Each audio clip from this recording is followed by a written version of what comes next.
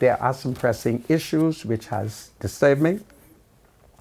It is one involving a 12-year-old Negro lad who's a student, whom the authorities, it is alleged, found living in a car. The Negro media seems to be stunned. They seem to be shocked that a 12-year-old Negro lad, a student, can be found living in a car when there are many, many citizens living in trucks and vans and living in the bushes.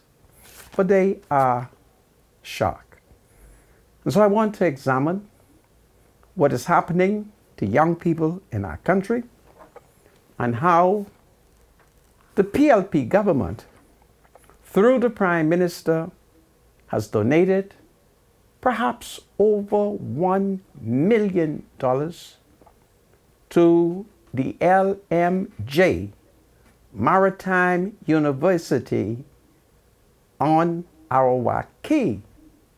And notwithstanding that the Prime Minister has donated this money, notwithstanding that the Prime Minister has asked me to visit this university, and I did, and notwithstanding that the Prime Minister has asked me to look for vulnerable young people to go into this institution, today I have two young men who I can perceive to be vulnerable, and I could find no one who would authorize or certify their scholarship. But thank God, I've told them, tell the university, continue to teach them until I can find someone in the government to sign the scholarship. And I'm kind of annoyed over it because I'm acting on the instruction of Prime Minister Philip Davis. And I always expect that when I'm given powerful instructions and I report that those instructions are acted upon. But I have two vulnerable men, young men, in the institution.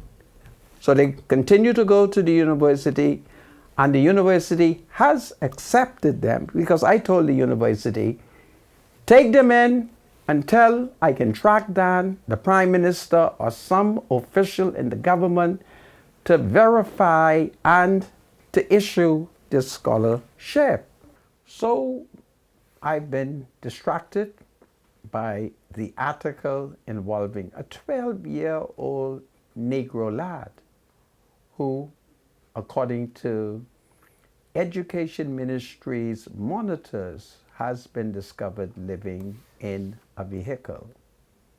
Mind you, there are hundreds of citizens living under horrible and desperate circumstances, and we have been able to document a lot of it since two major tragedies here in the Bahamas, one being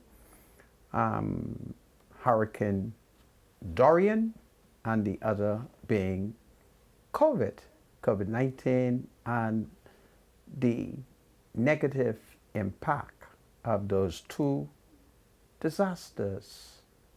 So they've discovered this young man